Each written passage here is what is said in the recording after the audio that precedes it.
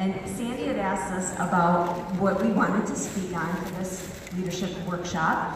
And I thought, you know, if there's anything I feel so strongly about that has gotten me to where I am in this business, it's recruiting. And I kind of hate that word. I'd much rather call it, in fact I do, adding to your team building and developing fitness business leaders. Because there is no way that with my organization or any of your organizations that we could have reached as many people that have been reached through fitness if it weren't for our teams. We cannot ourselves reach that many people. The only way that we're able to reach so far and wide and have such a large scope and have such a large impact. I mean, everyone that you talk to anywhere has heard of Beachbody and P90X and Insanity and Brazil Butt Lift and Turbo Fire and PIO and you name it. Everyone, if you say Beachbody, maybe not, but if you say one of those programs, everyone's heard of them. Everyone's done them or heard of them. They have a sister, brother, mother doing them, right? And it's because we have all of these coaches who are constantly giving of themselves and inspiring other people to get into fitness and to live this healthy lifestyle. I can't meet and connect with all those people myself. You can't either. We need fitness business leaders. We need people who inspire. We need people who want to share with other people this whole lifestyle and fitness. So, where are my slides? Okay, there they are. Okay. So, I wanted to start with when I was first looking into coaching. I wanted to understand how it worked. Matt and I both, we really wanted to understand how it worked. We were very, very skeptical. And so one of the first things that I heard was that what really builds your business is building, developing, equipping fitness business leaders, building leaders, developing leaders. So that really stuck with me. And I liked that because I thought, okay, awesome. Because I don't want to be in a business where it's all about me, you know, pushing sales, all those kinds of things. And it's the same things that you hear from your prospects. They're like, I don't want to be that girl or I don't want to be that guy, right? I didn't want to be that girl. I didn't want to be pushing your products.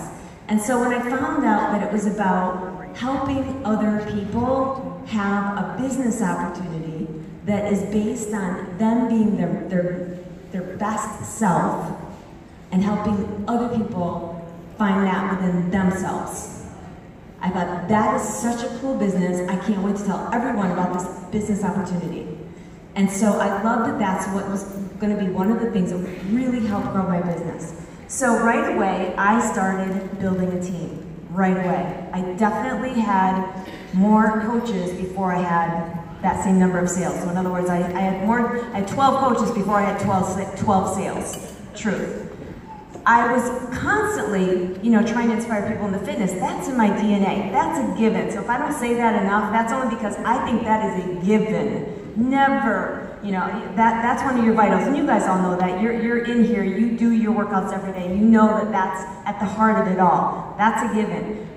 So when I started building my team, and then I got to a point where I just was really, really frustrated because I only had maybe one coach who was really engaging in the business out of like a dozen coaches.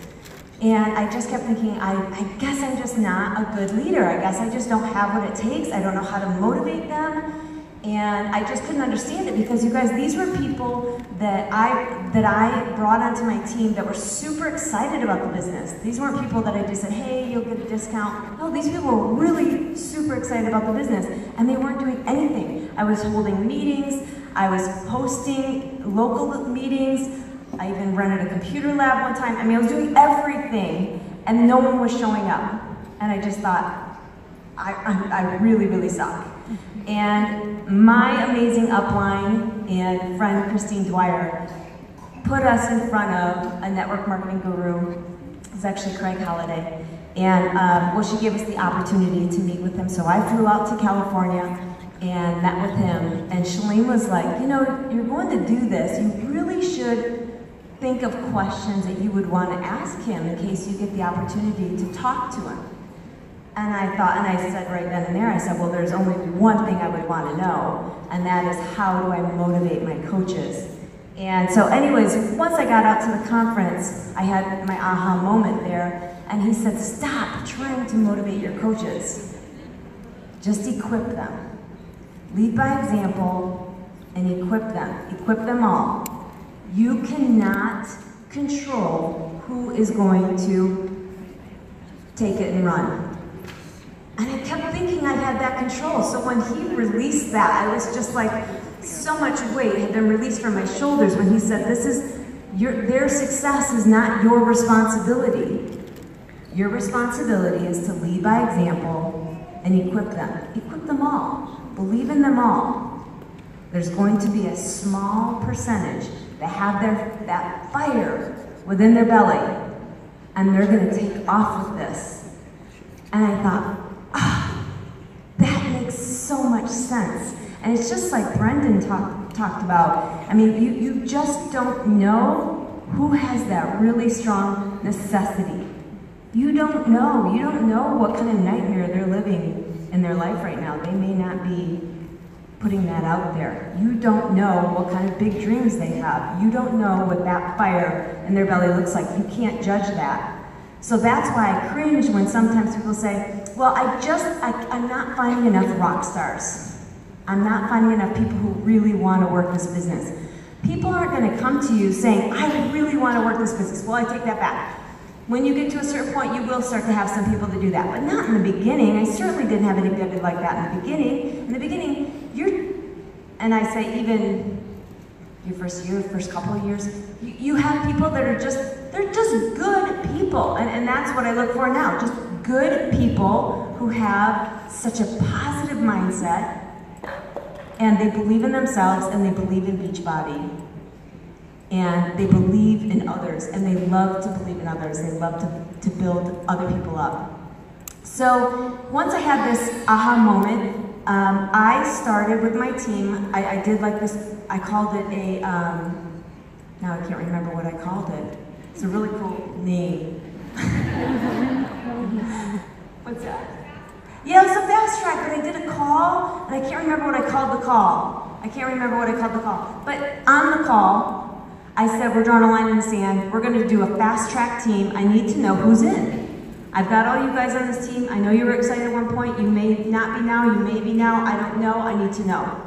So I'm drawing a line in the sand. I need to know who's going to be on my fast track team. I'm ready to fast track this business. I've got new information, and you all can go back and have this kind of a call. And if I remember the name of it, I'll let you know, because it was kind of cool. And you just say, I've got new information, I'm ready to go. I'm so excited and pumped up, just got back from Summit, I'm ready to go. I need to know who are my players. And so I started a fast track team, and we got on the phone once a week, and I just had them report in on 3 things, and it was how many people they had grew their network by, how many people they had introduced the business opportunity to, and how many people they had followed up with. Those 3 things. And we didn't actually talk about sales because I didn't want them to push to make sales. I wanted them to be, doing their thing with fitness and inspiring people and helping people, but just being genuine helping people, so that if someone just needed to be told they needed to start tracking their food intake, that they felt comfortable just saying that instead of trying to push a sale to have that. So those are the things that we did. And Mindy Wender, one of my top coaches who spoke today, she's amazing, and she kind of upped the game for everyone, and she started introducing the business opportunity. Well, first let me just say, I put it out there. I said, let's try and introduce a business opportunity to 3 different people every single week. 3 different people. And she started introducing the business opportunity to 5. So every week we got on the phone, and those that are on the fast track team, just a handful of coaches, and we were all like, dang, Mindy, making us look bad every time. She was introducing the business opportunity to 5 people every time. Well, then Mindy started upping it to 10 people every week. So we all started upping our game.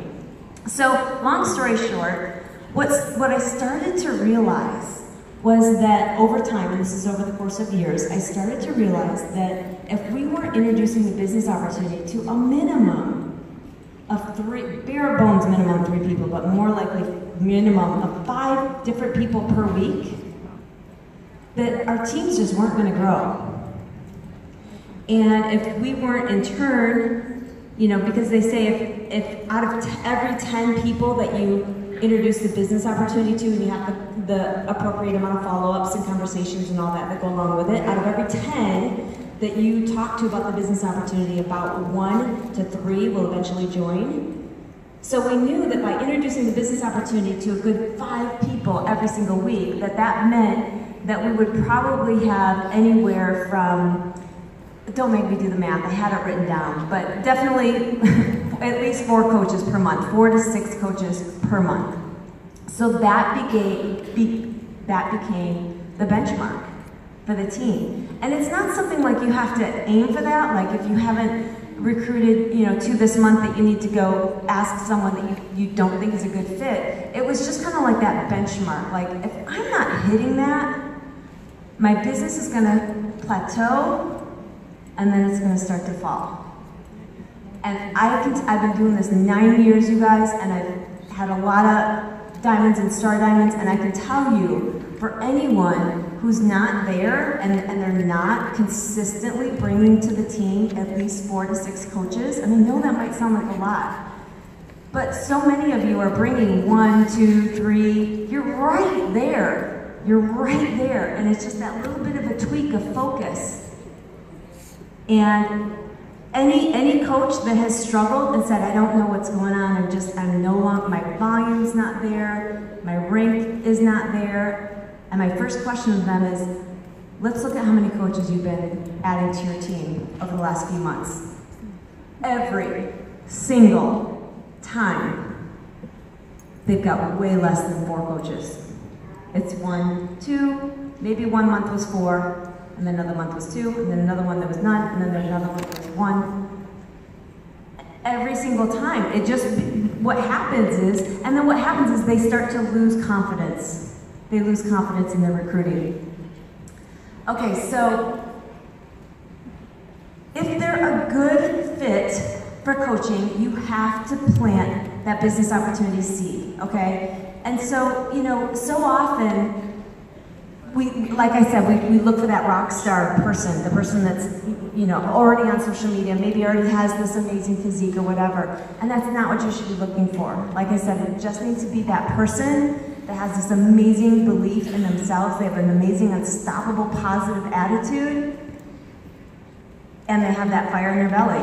I mean, I hate to use Mindy as another example, but I mean, Mindy, here she was like, I've never had a transformation story. I've been thin all my life. She said, I live in a very, very small town. I'm extremely shy. I'm an introvert. I have no social media following. She said, I've never been in a leadership type role. I mean, on and on and on and on. But she had an amazing fire in her belly.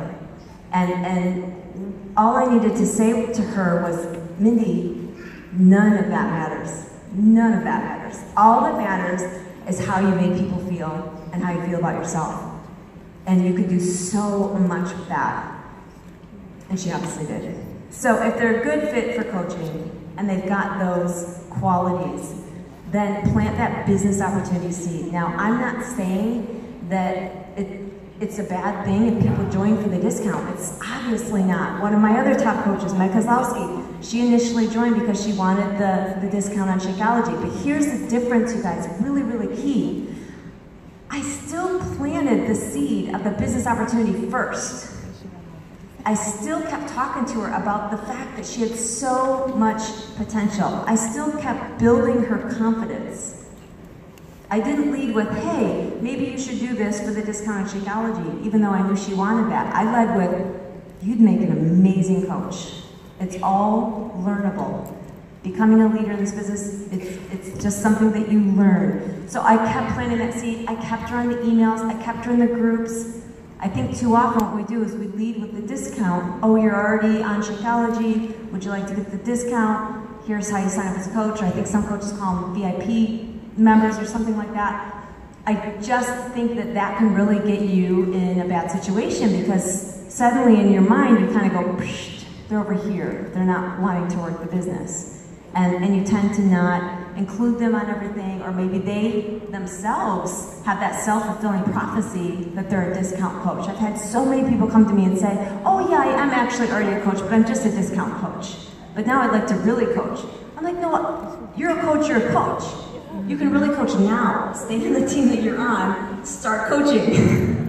But they've made that divide themselves.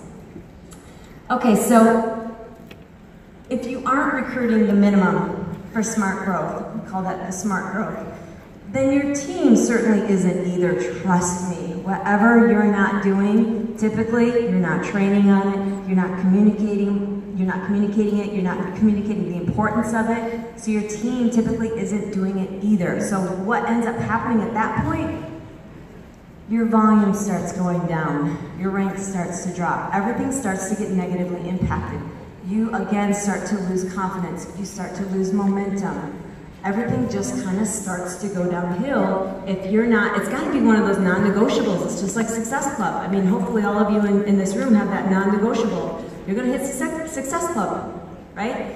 Same thing with building your team. It used to actually be a part of Success Club, I thought, or maybe it was a part of being a lead, that you had to each month have like one that you brought onto the team. And I was kind of bummed that they took that away, because I'm sorry, if you want to build this business, you've got to be building your team. Like I feel like that needs to be there still, you know, because I feel like I feel like recruiting sometimes is like this dirty word, but I don't get it, to be honest. I don't get why that's like something that we need to brush over. It's amazing. This opportunity is amazing. I think our fitness, programs obviously are amazing, but to coach and be able to share that with other people and inspire other people, that's so much more fulfilling than being fit. So yes, I'm going to tell people about the business opportunity.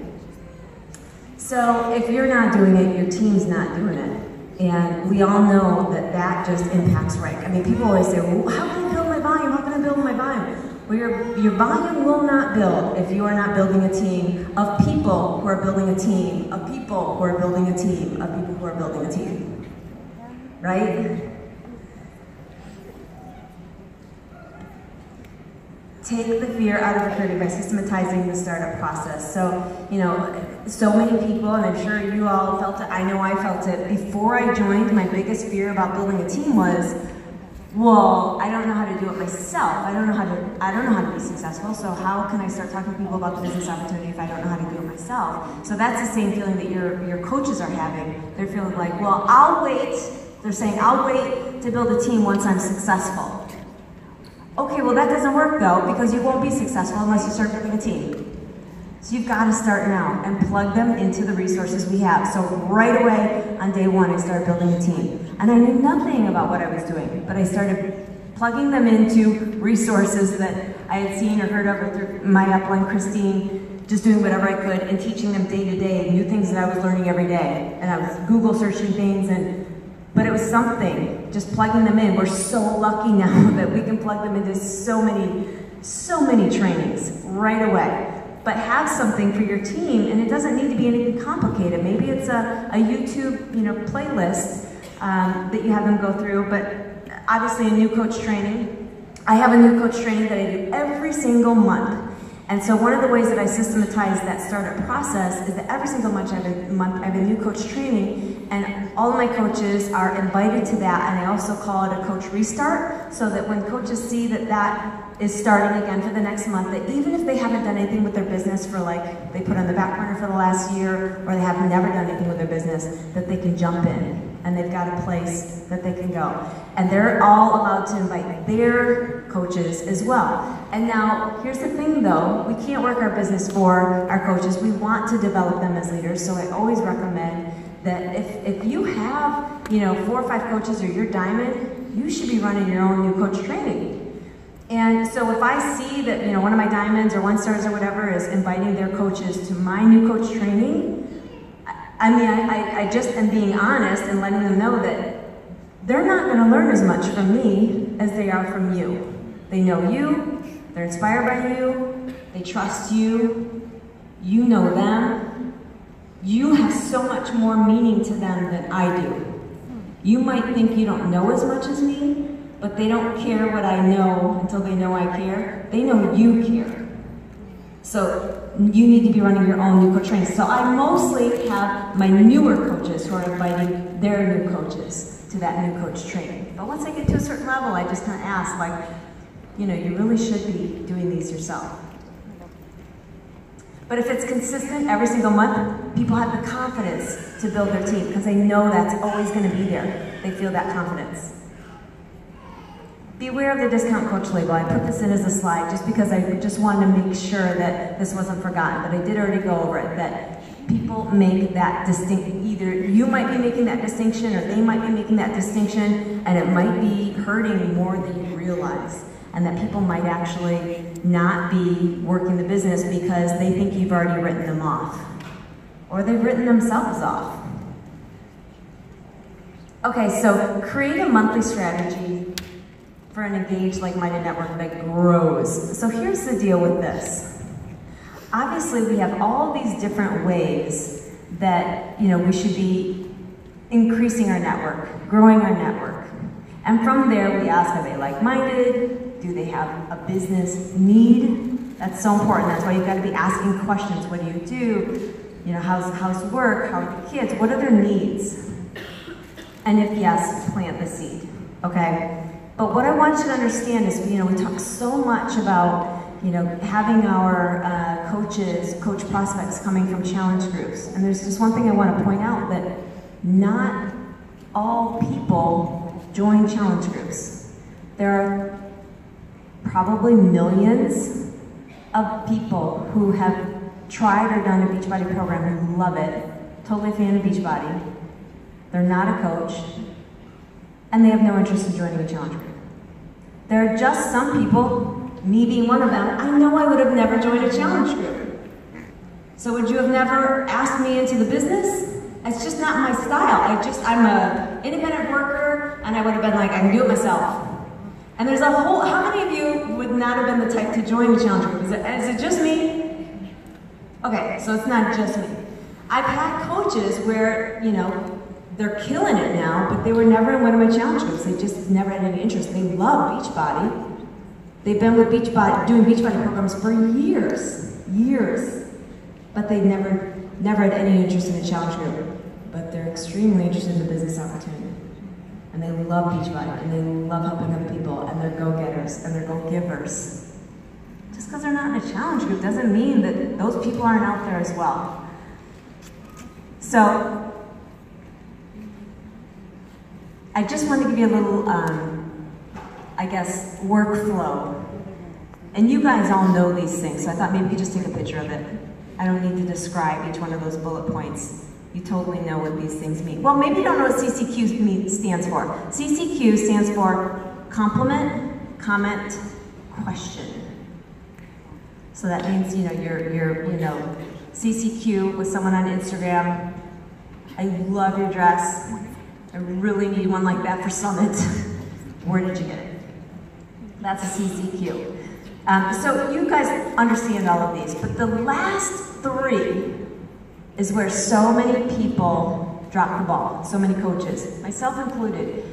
In June, I had one of my slowest months ever in terms of building my team.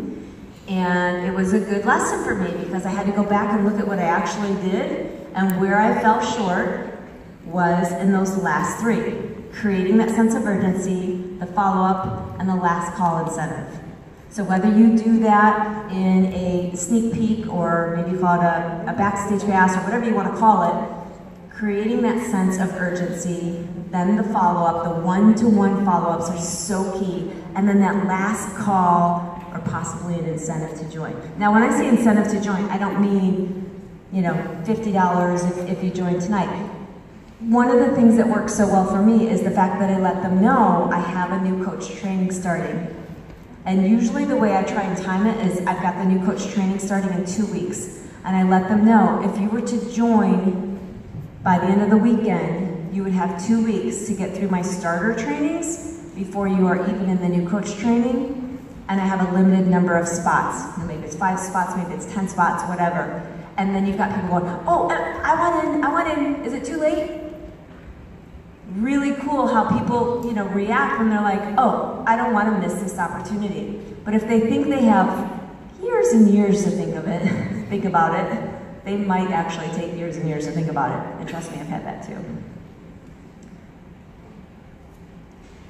So almost finished. Top 3 things that are fueling or sabotaging your recruiting effectiveness.